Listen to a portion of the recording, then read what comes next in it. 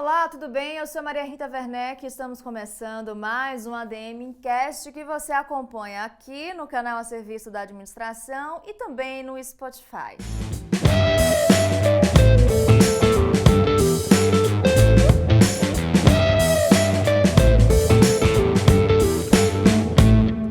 Nosso bate-papo é sobre as perspectivas para o setor industrial brasileiro em 2024 e para isso eu tenho um prazer de receber o presidente do Centro das Indústrias do Estado de São Paulo, Rafael Cervoni, que também é o primeiro vice-presidente da Fiesp, presidente emérito na Abit e Sinditêxtil, presidente do Conselho do Senai Cetict, entre outras colocações. Tudo bem, Rafael? Seja muito bem-vindo. Obrigado, Maria Rita. É um prazer estar com vocês aqui com a ADMcast, aqui no CRA.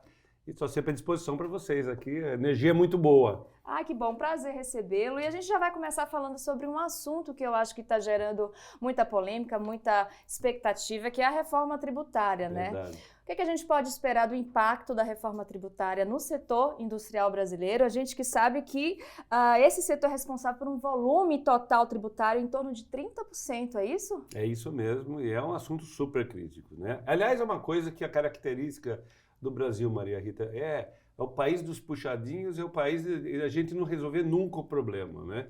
Eu acho que a reforma é super importante, nós estamos discutindo a reforma tributária no Brasil só há 30 anos, então...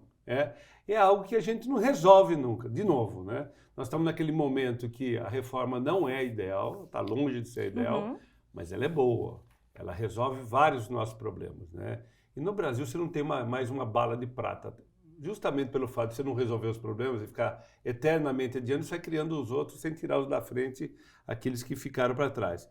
Eu acho que é uma reforma que simplifica a vida de todo mundo no Brasil, seja da pessoa física, especialmente da jurídica. Ele dá maior, inclusive, previsibilidade e maior segurança jurídica. Ele tira da frente aquela guerra fiscal que é muito ruim para o Brasil, especialmente para São Paulo. Nós cansamos de perder empresas no estado de São Paulo por causa da guerra fiscal de outros estados, tanto para outros estados quanto para outros países. Ele reduz a carga, no geral, e o que é muito bom, você sabe que nós temos 11%, a indústria tem hoje no Brasil 11% do PIB e 1/3 da carga tributária total, a arrecadação total nas costas. É muita carga em cima de um setor só. Então isso equaliza, não resolve de vez, mas equaliza um pouco o problema e eu acho que termina uma coisa fatal para o Brasil, que é a cumulatividade de impostos, né? Você fica acumulando de segmento para segmento. Você pega o meu setor têxtil. Ele é uma cadeia ultra longa, né? Começa das fibras, vai até o varejo. Quanto maior a cadeia, pior fica. Então ele também termina a cumulatividade, deixa de tributar questões que são ridículas de se tributar, como as exportações e os investimentos. Você compra uma máquina de equipamento, está pagando imposto sobre isso. Quer dizer, melhora muito a nossa situação. Não é ideal, mas como a trabalhista. Nós demos uma baita de uma evoluída e agora nós temos que continuar evoluindo, né? Bom, nessa linha a gente consegue até associar, a gente sabe que infelizmente o setor industrial brasileiro, que já representou 25% do PIB, nos últimos anos declinou.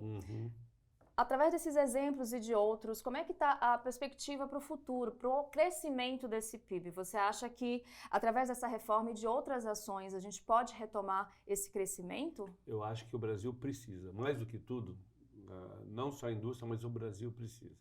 Nós já demonstramos no CIESP e na Fiesp claramente, por estudos técnicos, que países que dobraram o PIB per capita em até 15 anos só conseguiram fazê-lo com a participação da indústria no PIB superior a 20% e 25%.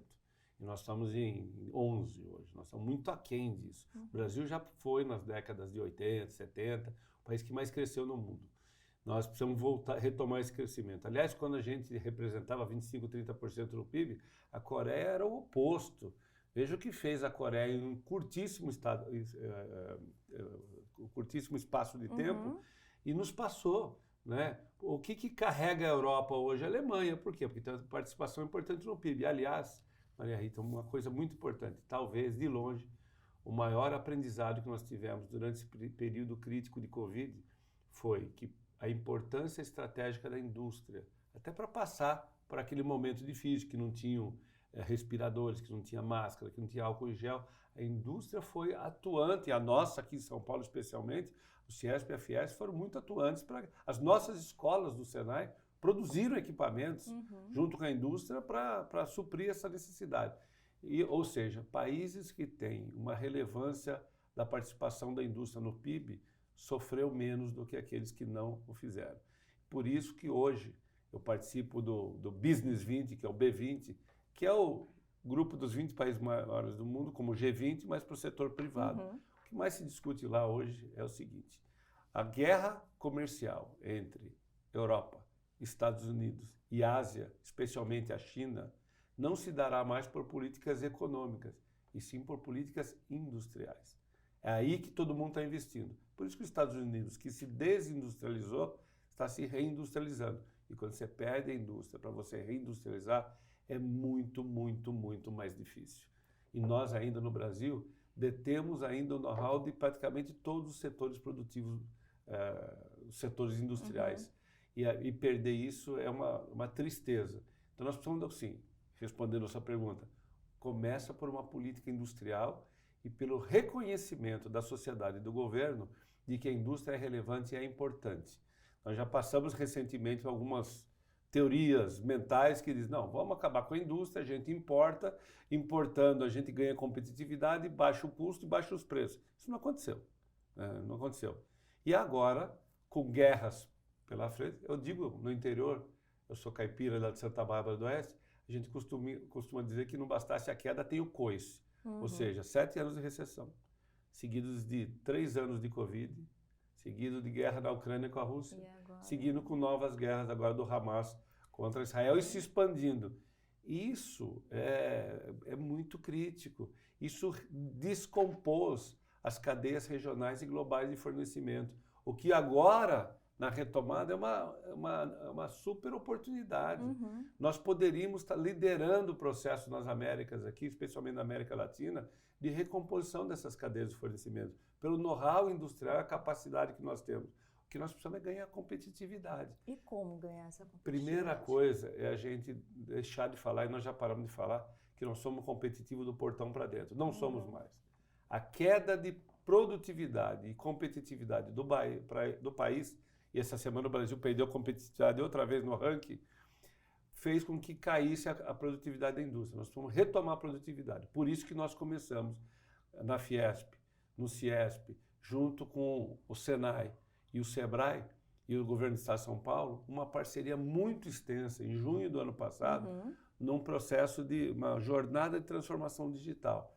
Nós estamos ensinando e capacitando as indústrias a retomarem os seus processos e uma escalada de 8 etapas até chegar na indústria 4.0, na manufatura avançada, na plena digitalização. Mas para isso, nós já aproveitamos e inserimos o ganho de produtividade e a eficiência energética, porque nós perdemos isso ao longo dos anos. E nós começamos em junho do ano passado. Esse mês nós estamos completando 16 mil empresas no projeto, no programa. Bacana. Que ela é especialmente voltada à micro, pequena e média. O grande pode participar? Claro que sim, deve estar participando. Mas como? Incentivando sua cadeia de fornecimento a participar. Porque se a cadeia de fornecimento for mais eficiente energeticamente e com maior produtividade, e engajada na digitalização, o grande vai se beneficiar também. E as empresas micro, pequenas e médias se retomam a produtividade, são mais eficientes energeticamente falando.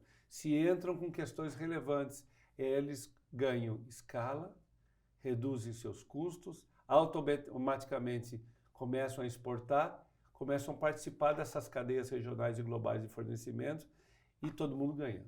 Então começa por aí. O ano que vem nós vamos entrar com uma outra jornada, que é de descarbonização, super relevante, que agora está inclusive à frente dos acordos internacionais. Olha o acordo do Mercosul e União Europeia.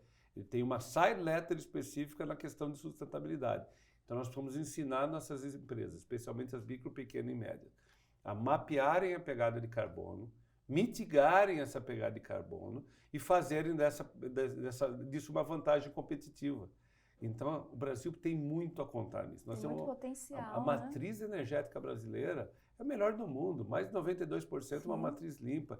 Nós temos que contar essa história e usar isso como diferencial competitivo. Já que a gente está falando de indústria 4.0, onde é que começa, né, a indústria 4.0? É na educação de base, como você falou, as próprias indústrias incentivando, né, a sua cadeia a se profissionalizar mais. Como é que você vê isso? Olha, de novo, não tem uma bala de prata. Eu acho que perpassa todas essas questões. Começa no próprio consumidor.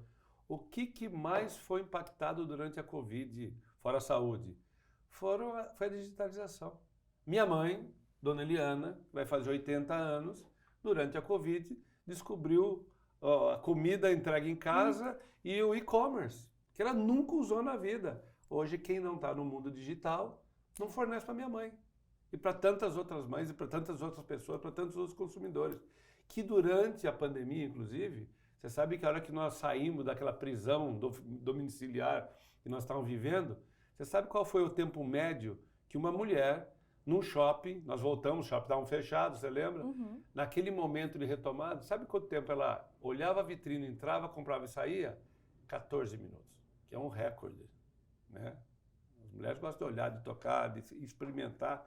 Mas por quê? Elas olhavam, gostavam, às vezes até experimentavam rapidamente, iam embora com medo de pegar a doença ainda e compravam pelo e-commerce. Então esses processos digitais foram ultra acelerados. E também houve uma aceleração de tecnologia, que vieram a realidade virtual, a realidade aumentada, a inteligência artificial, o metaverso. Ah, mas metaverso é algo para viajar na maionese. Não. Se for na escola do Senai hoje, nós estamos fazendo treinamentos no mundo digital. Nós fazemos o gêmeo digital no Senai. Nós transportamos um pedaço da indústria, um equipamento produtivo, determinado setor ou a fábrica inteira para o mundo digital. Fazemos alteração de fluxo, de processo, de tecnologia, de layout. A inteligência artificial nos ajuda a simular os problemas que nós iríamos encontrar se fizermos isso na vida real. Sim. Corrigimos o problema digitalmente e depois trazemos para a realidade física. Treinamentos também. Você pega um processo produtivo que é perigoso até de treinar e cujo minuto da máquina parada custa uma fortuna, você treina na realidade aumentada e depois de treinado traz. Você não teve o risco, não parou a máquina, treinou e depois o funcionário treinado volta para o mundo normal. Isso impacta a educação. Nossas escolas do SESI, nós estamos vendo isso. Sim. O que aconteceu durante o período de parada? Os nossos professores foram para casa, para o home office, as crianças também. Nós tivemos que fornecer computadores para as famílias que não tinham, Wi-Fi para aquelas que não tinham assinatura, e o professor teve que se reinventar, porque o aluno desligava a tela, ficava com a tela preta, imediatamente o professor pediu contato olho no olho com o aluno, e os alunos estavam com a tela fechada, ou dormindo, ou resolvendo prova em grupo através do celular. Sim. Quer dizer, nós temos que nos reinventar. Agora entra as projeções holográficas, o professor tem que ser um tutor de informação. Mais atrativo, muito mais, o professor virou one man show, porque ele sabe da dificuldade de reter a atenção do aluno, que sabe que não precisa mais do professor para ter informação que está na palma da mão dele. Então como é que faz? O professor vira um tutor de informação, vira um parceiro, orientando as informações. Um aluno que não quer mais ler, um jovem que hoje, 35% dos jovens entre 18 e 24 anos nem estudam, não trabalham, são nenéns, que estão perdendo a motivação, que estão buscando o ganho de dinheiro fácil. É o imediatismo, né? O imediatismo. E se não mudar o mundo em 15 minutos, fica deprimido, quer dizer, é uma outra sociedade em transformação que nós temos que estar muito atentos. Considerando todas essas transformações, Rafael, quando a gente compara a indústria brasileira com a indústria do resto do mundo, como é que a gente está? A gente está engateando ou a gente está acompanhando, né? Olha, assim, nós precisamos ainda, depende do setor, depende da realidade, depende do tamanho da empresa. Muitos segmentos industriais no Brasil, nós não perdemos nada para ninguém. Se entrar numa indústria têxtil moderna hoje, é exatamente a tecnologia que você vai ter na Europa, na Ásia, nos Estados Unidos, na China, né? Mas questões de competitividade são muito difíceis. Lá eles têm uma política industrial muito arrojada. Eles têm, de novo, previsibilidade e segurança jurídica, o que não tem no Brasil. Hoje o juiz... Lá nós temos previsibilidade, segurança jurídica e segurança para poder investir sem mudanças, serrote. Isso falta no Brasil. Então, é trabalhista.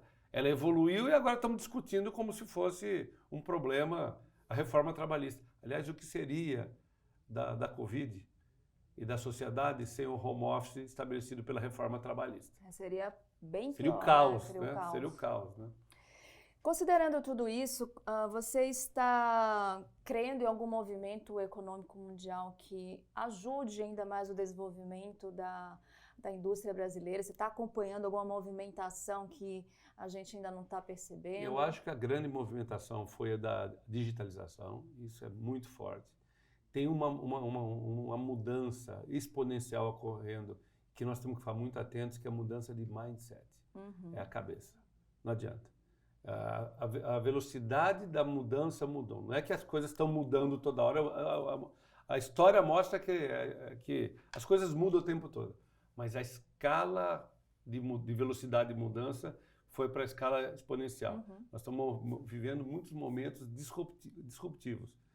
Tanto na inovação, na tecnologia, na educação, mas no modelo de negócios. Eu tenho um amigo aqui em São Paulo que produzia roupas de aluguel para noivas e noivos. Você imagina a vida desse homem durante a Covid. Ele não teve um casamento durante 3 anos. Ele mudou o modelo dele para aluguel de roupas. Hoje, a sociedade não quer mais possuir, principalmente a geração dos meus filhos para baixo. Eles querem usar. Então o cara não quer possuir um carro, ele quer usar um carro. Ele não quer possuir um barco, ele quer usar o barco, um apartamento, uma casa na praia, uma roupa. Sistemas de aluguel, que você paga por semana, e você escolhe a roupa, entrega quando você quiser, recolhe na sua casa, entrega na sua casa, e ela é reutilizada. Sim. Economia circular. Essas coisas estão acontecendo numa escala muito... Mas nós precisamos ajustar o mindset. Por isso que, o ano passado, eu fiz um planejamento estratégico no CIESP e veio conosco a Singularity University, que está agora em São Paulo, para mudar a cabeça das pessoas. A forma como nós solucionamos o problema não é mais a forma dos últimos 100 anos.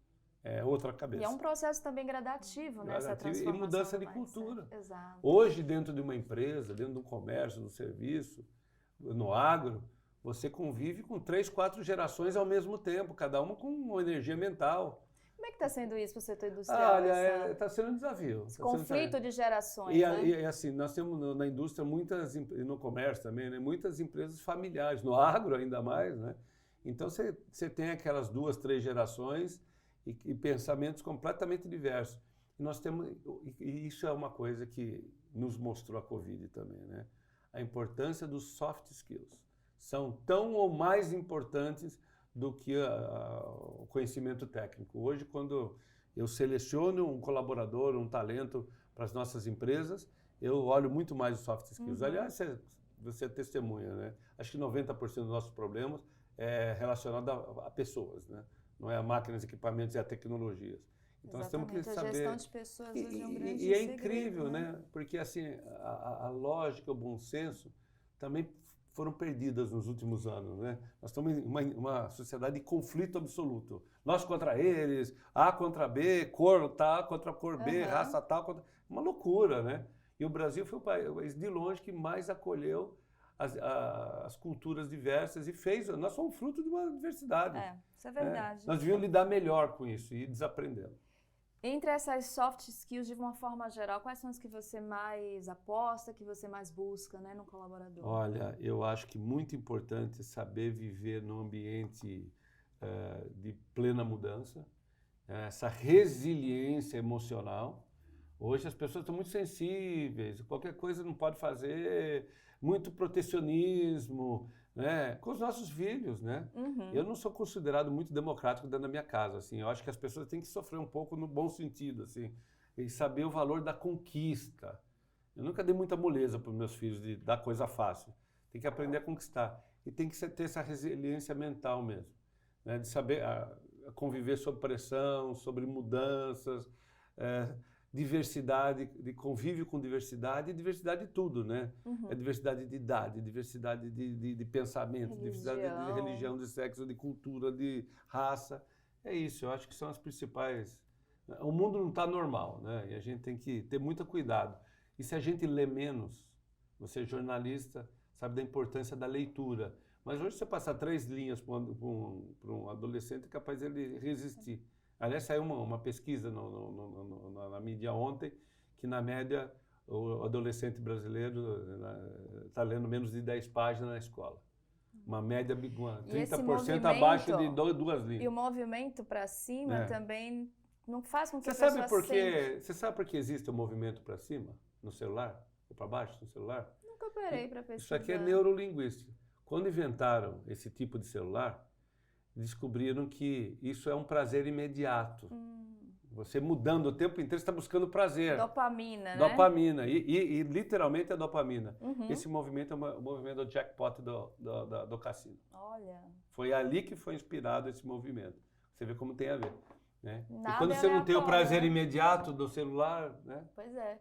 Para você ter o prazer imediato de o prazer da leitura não é imediato, né? Você precisa ler, se aprofundar, viajar no livro. Você não, e com a inteligência artificial você pode estar sendo submetido a fake news, você convive com isso o tempo inteiro, que nos induz a um certo tipo de pensamento que se você não tiver pensamento crítico e pesquisar um pouco, você pode entrar nessa. Bom, ainda falando um pouquinho mais sobre o crescimento da indústria brasileira, quais são os protagonistas que você acha que precisam se fortalecer para esse crescimento da indústria aqui no Brasil? Olha, eu acho que primeiro educação é o segredo. Foi o segredo no Japão, foi o segredo na Coreia, foi o segredo na União Europeia, nos Estados Unidos. Então, nós precisamos de uma base educacional muito forte. Graças a Deus, a indústria suporta os programas 100% do SESI Senai. Muita gente nem sabe que SESI Senai são da indústria. Eles são da indústria, são suportados pela Fiesp, né, e pelas federações e pela CNI. É um trabalho muito importante e você vê que dá certo. Os nossos alunos, graças a Deus, têm uma educação de qualidade, têm uma educação que faz a diferença. Os nossos alunos, não só no Senai, que é o ensino técnico, mas especialmente no SESI, estão ganhando assim, in a row, como eu digo, né? Seguidamente, os campeonatos mundiais de robótica dos americanos, dos japoneses, dos coreanos, dos chineses e dos alemães. Né? Os nossos alunos têm uma média, uma nota muito acima da média. Então, o que nós estamos fazendo agora é transmitindo esse know-how para o poder público, a 4 mãos. Esse ano, o SESI São Paulo está trabalhando com mais de 1.200.000 alunos das redes públicas. Nós estamos trabalhando com professores, capacitando professores, dando MBA, né, para eles. Mais de 20 ações muito ativas para isso. Então, eu acho que é o investimento na educação muito forte. É trabalhar as cadeias de fornecimento também, ganhar produtividade, ganhar escala, trabalhar uma política que derrube essa síndrome de Peter Pan que nós temos no Brasil com o simples. A tributação é tão complicada que o cara não é estimulado a sair nunca do simples, porque ele não aguenta a escalada tributária logo após. E a Europa é prova da importância do pequeno. Eu acho que a integração com o agro é outro ponto. O agro é pop, a indústria talvez seja rock. Né? Imagina os dois juntos. Não adianta a gente exportar grão de café, nós temos que fazer como a Alemanha, não produz café e o maior exportador de cápsula de café, valor agregado, agregar valor ao agro. O agro e a indústria juntos não tem para ninguém. Aliás, não teria o agro se não tivesse o trator, o drone, o aplicativo, né? Então, trabalhar junto é sempre muito bom. E o agro é exemplo daquilo que dá certo. E por que o agro dá certo? Porque tem uma tributação muito baixa, tem um financiamento a longo prazo, com preços super acessíveis, com refis eficientes e uma Embrapa por trás que fez com que o agro fosse alavancado no Brasil. É tudo que a gente quer. É reforçar o agro e copiar esse modelo para a indústria. Isso que eu ia perguntar, por que a dificuldade, né, de copiar esse modelo? Porque talvez os governos ainda não tenham entendido o papel estratégico da indústria. E essa conta não fecha, como eu disse, sem um papel relevante da indústria.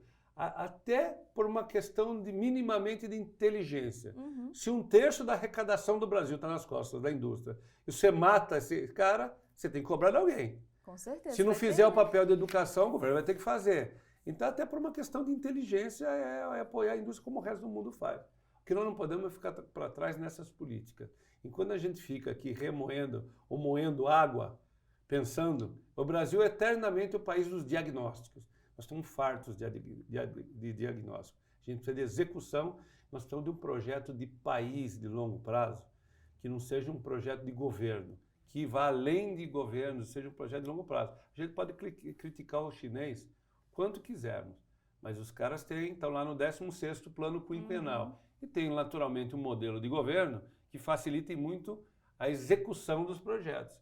E aí cresce do jeito que cresce. Dessa relação Brasil-China, que às vezes a China é uma parceira de negócios, às vezes concorrente, o que é que pode se tirar dessa parceria? Eu acho que pode tirar o seguinte, o Brasil não tem como sair do radar do chinês como um país que é um país altamente relevante, mais de 200 milhões de habitantes, é um país que tem uma sustentabilidade enorme, uma segurança energética, uma segurança alimentar brutais.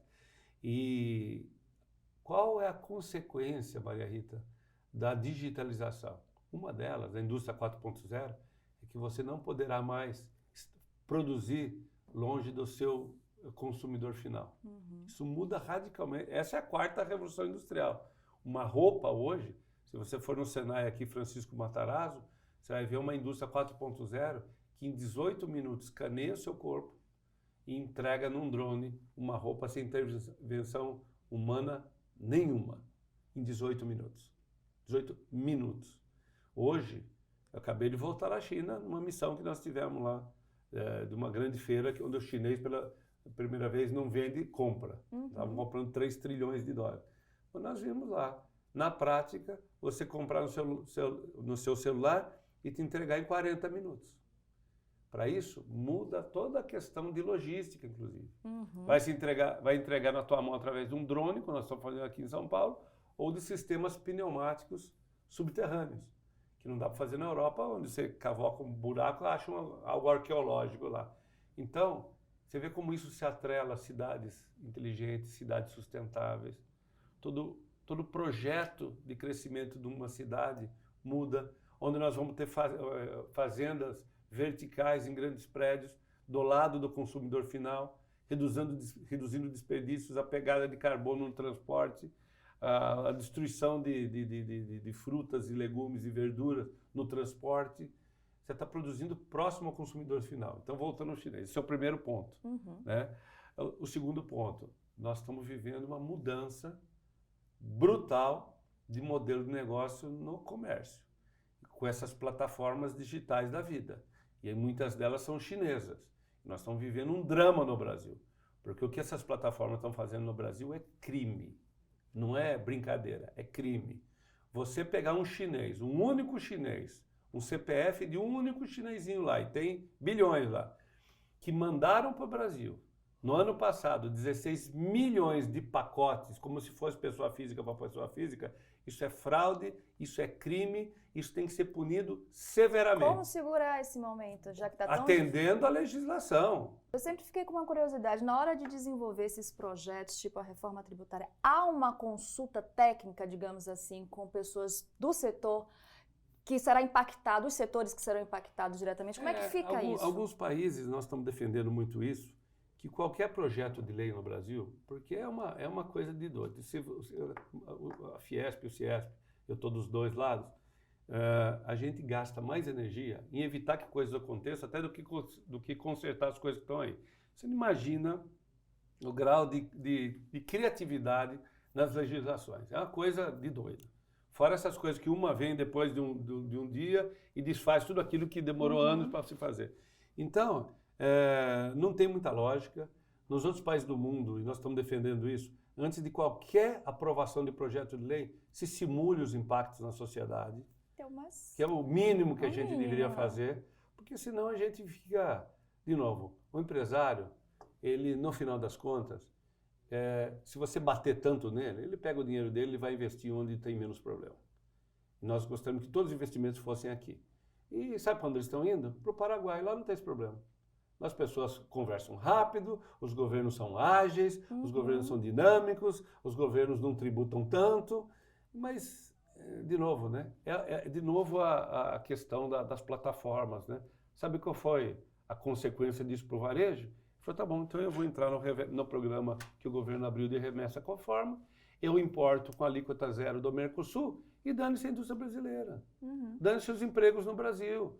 E ele vai se resolver, porque dentro do Mercosul ele importa com alíquota zero. É isso que nós queremos no Brasil? Esse é o projeto de longo prazo? Esse é o projeto que protege os trabalhadores? Não é.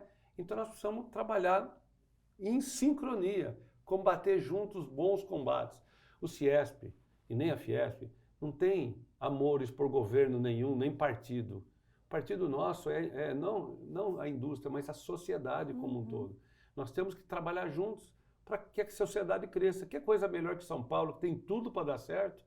Nós temos que crescer. Nós estamos aqui no Estado, mas o Brasil tem que crescer como um todo. Nós não podemos ficar olhando só para o próprio umbigo. Por isso que nós temos que ter no Brasil inteiro condições isonômicas para que o Brasil cresça. Qual o balanço? Já que a gente está falando da indústria de São Paulo, qual o balanço que você faz desses últimos anos da nossa indústria? A gente está aqui falando de São Paulo, diretamente daqui da capital, gravando. Eu acho que o balanço da indústria é muito difícil. A indústria está patinando nas últimas décadas, até porque não tem uma política industrial consistente. Aliás, não tem nenhuma política industrial.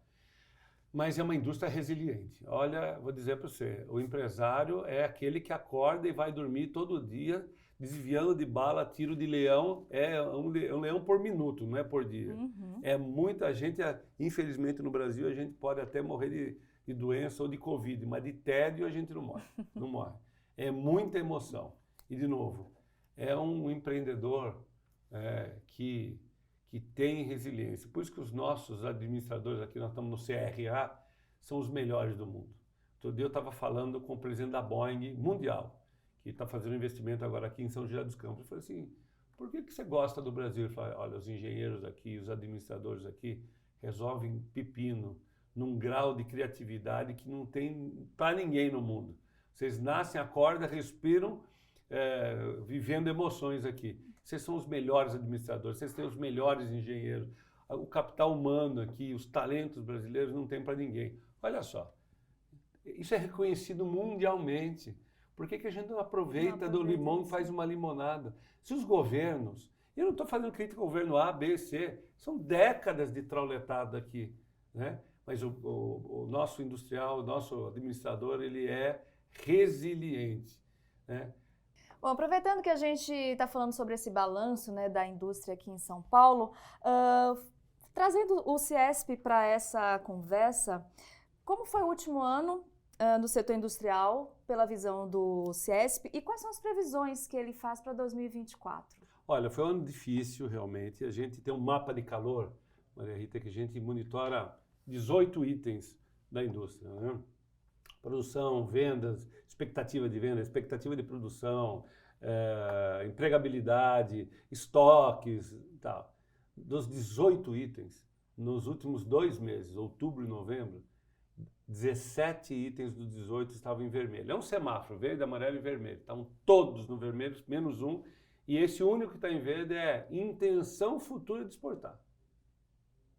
Então, assim, está muito difícil. Está muito difícil. O endividamento das empresas nos últimos 10 anos no Brasil cresceu 150%, estava em 412 bilhões, foi para 1 trilhão e 200, 1 trilhão e 300. Ao mesmo tempo, as pessoas físicas estão muito machucadas. O endividamento médio da população acima de 18 anos, a inadimplência está em 44,7% da população, o endividamento médio de R$ 4.730, que é muito alto na média, e com uma taxa de juros de Selic, que é a básica, que não é a que você colhe na ponta, de 2 dígitos, né? Então está bem difícil. O que nós estamos trabalhando nesses 2 últimos anos? Primeiro, tentando ganhar competitividade para ontem, então tem uma série de assuntos que nós estamos falando, vários deles nós comentamos já aqui. Trabalhar muito na educação. Eu estou rodando estados com um trabalho muito interessante que nós fizemos para o Mindset, que é de macro tendências mundiais até 2040. Nós pegamos mais de 350 bancos de dados que nós produzimos ou que a gente compra do mundo inteiro, pusemos algoritmos, um pouquinho de inteligência artificial e transformamos nesse trabalho que você fala do impacto na sociedade em 9 itens diferentes: comportamento de consumo, envelhecimento da população, enriquecimento da população mundial, cidades sustentáveis e inteligentes, mudança de comportamento de consumo, indústria 4.0, os impactos na saúde, na agricultura, nas cidades. Então é bem interessante. Um trabalho que nós estamos fazendo muito forte junto com o Jorge Lima, que é o meu parceiro lá de Secretaria de Desenvolvimento Econômico do governador Tarcísio. Nós temos rodado incansavelmente o Estado, trabalhando o desenvolvimento regional e também mapeando as novas vocações regionais. Então, por exemplo, você pega Sorocaba, nós fizemos um trabalho lá incrível, que deu um plano de trabalho de 152 páginas, assim, destrinchado. Um dos itens, por exemplo, é a internacionalização do aeroporto de Sorocaba. O governador já comprou a ideia, com decreto ele alterou a legislação e nós vamos trabalhar toda a cadeia de fornecimento da indústria aeronáutica, inclusive de manutenção de aeronaves. Quer dizer, você pega uma cidade que tem uma diversidade industrial incrível e ainda pega um ponto e trabalha, mas esse é um trabalho para todos os setores industriais. Nós pegamos todos os quinais industriais e projetamos o futuro dele e o presente, o passado, o presente, e projetamos o futuro em 4 quadrantes. Mais quando aquele quinai industrial cresce na cidade e cresce no resto do estado, melhor dos mundos. Quando dá menos, cresce no município e cai no resto do estado, especialidade local, calçado masculino em Franca. E você desenvolve todo aquele trabalho. O contrário, menos mais, é que está crescendo no resto do estado e caindo no município, oportunidade perdida. E menos quando está tudo lascado. Aí, quando é menos, bolsas de tecido e couro em Franca. O tecido está apanhando, aquele segmento está apanhando por muito tempo. O chinês já invadiu, então aí o trabalho é outro. O que aquele cara com aquele know-how pode fazer diferente para não quebrar? Sim. Né? Quando o calçado masculino de Franca, antes da Covid, estava no mais, e depois da Covid foi para menos, a gente entra com outra ferramenta que é competitividade setorial. Como reverte isso? E além de tudo isso, quais as outras oportunidades que não se enxerga? São Vicente. O prefeito lá olhou para o trabalho e falou: opa, nasci aqui, moro aqui, sou prefeito aqui. Os 3 principais itens que eu estou apostando o dinheiro da cidade, vocês estão dizendo que vai morrer? E os 8 que eu não estou enxergando são os que vão bombar. Então, trabalho técnico, muito bacana. E além disso, quais as novas vocações para aquele município? Em São Vicente é a terceira idade. Você pode trabalhar toda uma segmentação de negócio para a terceira idade, para o setor de saúde, para o setor de têxtil, de vestuário, para roupas esportivas. Então, é muito interessante. Cubatão, por exemplo, hoje são poucas empresas e mega empresas. Você tem uma Uzi Minas, você tem uma BASF lá, mas eles produzem química e fertilizantes. Não é mais o que eles querem fazer lá. E talvez eles migrem de lá para outras regiões. E é ultra concentrado nisso. Então, nós estamos debatendo com eles e surgiu uma imensa oportunidade no hidrogênio verde, nos combustíveis verdes, no combustível do SAF, que é o combustível verde para aviação, com etanol. Então, você redesenha toda aquela sociedade para o futuro de maneira planejada. E a amarração disso são políticas públicas para desenvolver esses segmentos e fazer eles bombarem no longuíssimo prazo, independente de quem serão os próximos governantes. Esse é o trabalho, essa é a cara do CIES com a Fiesp. Isso que eu ia te perguntar, são políticas a longo prazo. Não, tem curto, médio e longo. Mas no caso dessas... Sabe por quê? Assim, porque para aquele cara que está lá ralando, com aquela resiliência danada que eu te comentei, fala, bonito se atrair investimentos de fora, que é outro ponto que eu não comentei. Atrair investimento. Eu que estou aqui há 50 anos, há 100 anos, há 20 anos, há 10 anos, há 5 anos. O que eu faço? Então, primeiro você tem que cuidar da questão daquele que está lá. Sim. A, B, C, D, M, R. Você vai lá para São Bernardo, eu não me formei lá de engenharia têxtil na FEI, dependia muito da indústria automobilística. Esses caras se mandaram de lá. O que eu faço agora em São Bernardo? Mas é questão de discutir São Bernardo ou ABCD, MMR num conjunto? E aí uma discussão de logística, transporte, capacitação, trabalho em sinergia. O que eu ia te perguntar é como convencer, né, esse empresário quando o resultado não é imediato, né? Ele enxerga. Consegue. E você tem que dar o vislumbrar. imediato também, porque resolve a questão dele do hoje. O cara fala assim, bonito sua ideia, mas eu tenho que faturar hoje. Tem que faturar amanhã. Então você tem que tratar disso com urgência máxima e ele tem que entender isso.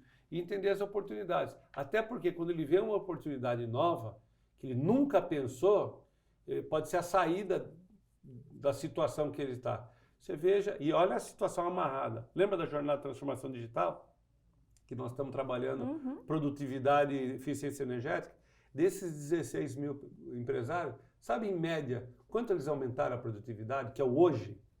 40%. Não estou falando de 4%, 40%.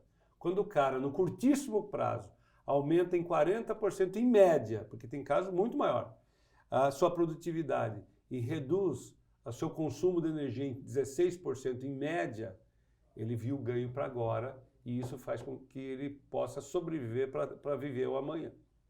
Os empresários, as indústrias em si estão então enxergando a sustentabilidade como um novo caminho de crescimento? Eles estão começando a enxergar. Eu acho que eles já fazem isso no dia a dia, porque você tem que ser mais eficiente até para reduzir custo e tem que atrelar a sustentabilidade também, a maior eficiência de sustentabilidade do negócio dele, né? E aí os governos e a sociedade não podem enxergar o lucro como um pecado. Ninguém vive de brisa. Com certeza. Né? Então, é perigoso. Não, e a gente até já desmistificou isso aqui, falando sobre negócios sustentáveis, que não é contra o lucro, mas é em prol de impactos positivos para a sociedade. Mas a empresa tem que ser geral, sustentável. Com certeza. E para isso, se ela não for sustentável ambientalmente falando, ela não vai sobreviver também. Sabe por quê? Porque com um novo consumidor aí, que nasce com o celular na mão, informação é muito relevante. Então, hoje o novo consumidor quer saber a pegada do produto, a história do produto, a história da empresa, né? A convivência dessa empresa com a sociedade. Mas você fala assim, é muito bonito falar isso, mas o cara no fim quer preço. Então, um consumidor em uma sociedade que ainda tem essa dicotomia, né? Ele quer preço e o preço a qualquer custo, às vezes, né? E aí não importa se está produzindo na Ásia, no cara lá com trabalho infantil, né? Ou análogo ao escravo, porque está longe. Não está. Hoje o mundo impacta lá, impacta aqui, então nós temos que trabalhar muito nessas questões. Já que a gente está falando agora um pouco sobre o CIESP, uma quase centenária, né? 95 anos. 95 anos. Quais são os maiores desafios, né, do CIESP? A gente já falou aqui de tantas transformações, né, tecnologia, questões da própria gestão que estão sendo impactadas pela mudança de mindset, enfim. Quais são os principais desafios de uma entidade quase centenária? Olha, o CIESP nós estamos completando 95 anos esse ano, completamos em março, foi fundado em 28 de março de 28 pelos capitães da indústria, né? O nosso idealizador e primeiro presidente foi o Francesco Matarazzo, junto com o José Hermínio de Moraes, Roberto Simons, quer dizer, os Jafé, quer dizer, os capitães da indústria que nos inspiram até hoje, né? E ao longo dessa jornada muita coisa aconteceu e eu digo que o novo nasce da raiz do antigo, né? Acho que o maior desafio é botar na cabeça dos governos que a indústria é relevante para o Brasil. Mas muito mais do que a indústria, apesar do CIESP ser o centro das indústrias do Estado de São Paulo, é impactar a vida das pessoas.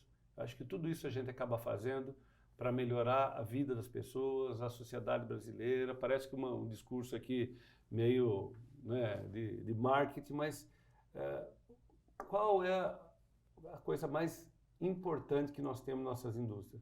São os prédios, equipamentos, a tecnologia? É gente, é as pessoas. Elas que transformam as nossas indústrias. São elas que fazem acontecer, para o bem e para o mal, inclusive, né, da sociedade. Então a gente tem que trabalhar para o bem das pessoas. E as pessoas, quando estão felizes, elas sabem do impacto que elas podem gerar na sociedade, elas trabalham mais felizes, com um senso de pertencimento e de realização. Eu acho que isso que é o maior desafio, que além da gente trabalhar e impactar as pessoas, que a gente trabalhe felizes, né? E é isso que está faltando Enxergando hoje, né? um propósito, né, por trás O grau de tudo. propósito. E está faltando tanto isso, né? Hoje a gente liga a televisão ou lê alguma coisa, ou conversa com as pessoas, está todo mundo com raiva, está todo mundo com uma energia negativa. A gente tem que se vacinar contra isso. A gente tem que voltar a ter uma energia harmônica, né? E não de conflito ao mesmo tempo. Hoje nós estamos vivendo uma sociedade que a gente tem dificuldade de falar dentro da casa, da família. Né? Irmão brigando com irmão, pai com mãe, mãe com filho, por causa de assuntos políticos ou religiosos ou de opiniões. Ninguém quer mais debater sadiamente, né? E quer se matar. Nós temos que voltar um pouco, ter um pouco de paz. É verdade, Rafael. Bom, a gente está encerrando o nosso programa, mas antes eu tenho que perguntar para o Rafael quais são as indústrias que mais crescem, ou que mais cresceram esse ano, e qual a indústria que vocês estão apostando que continuará crescendo? Olha, a indústria como um todo está evoluindo. Eu acho que nesses últimos períodos que nós vivemos aqui, alguns segmentos cresceram mais do que os outros. Eu acho que a construção civil cresceu muito. Eu acho que a indústria da higiene pessoal, de cosméticos, cresceu muito. A indústria de fármacos cresceu muito. A indústria ligada ao agro cresceu muito. Mas a indústria de alumínio cresceu bastante, a de aço está crescendo bastante, né? A têxtil está se reinventando junto com o calçado e tal, sendo impactado positivamente por essa tecnologia, né? Então, acho que no fim todo mundo cresce, mas o incômodo é que nós estamos crescendo, mas entre um e outro, e entre um serrote aqui e outro ali, na média nós estamos muito próximos do zero. E nós temos que ter um crescimento sustentado e de longo prazo. E tem que crescer muito. O Brasil precisa crescer muito. Então, acho que o industrial está pronto para isso. Até porque a capacidade ociosa nas indústrias é grande. E com isso significa que nós podemos, no estalar de dedos, crescermos rápido. Não precisamos comprar máquinas e equipamentos assim, fazer máquinas e equipamentos que já temos. Nós precisamos comprar para atualizar. Sim. E a BIMAC está aí para nos ajudar a crescer com os nossos equipamentos, que temos muito a tecnologia brasileira se destacando, né? Mas a gente tem que ter um horizonte. Eu acho que falta essa política de longo prazo, de país e uma política industrial que nos permita enxergar e acordarmos de manhã com aquela vontade ainda maior de realizar. Nós não podemos ficar 90% do nosso tempo ou mais consertando o problema. É o tempo inteiro, com imprevisibilidade, que a gente não sabe o que vai acontecer amanhã. Você veja, nós estamos discutindo aqui a desoneração da folha em dezembro, né? O que esses empresários estão nos ouvindo aqui, e os administradores que estão tocando essas empresas, colocam no custo amanhã, a partir de 1º de janeiro. E nos orçamentos que nós estamos fechando, já deviam estar fechados agora. Como é que a gente faz? Tudo muito imprevisível. É muito imprevisível. Então a gente precisa focar e gastar nossa energia boa em crescer. Bom, para o profissional da administração que está nos assistindo, você acredita que existe alguma indústria que tenha mais oportunidades para esse profissional? Como é que você vê esse setor? O administrador se encaixa em tudo, né? Eu acho que as oportunidades são imensas. Nós estamos vivendo esses desafios da inteligência artificial nos nossos empregos, né? Quanto vai impactar na minha engenharia ou na administração de vocês, ou num vendedor, ou no cara de TI, né? Vai impactar, mas o ser humano ainda vai continuar fazendo a diferença. Eu tenho ouvido uma frase que eu dou muita risada, mas faz muito sentido. Você tem medo da inteligência artificial? Não, eu tenho medo da burrice natural.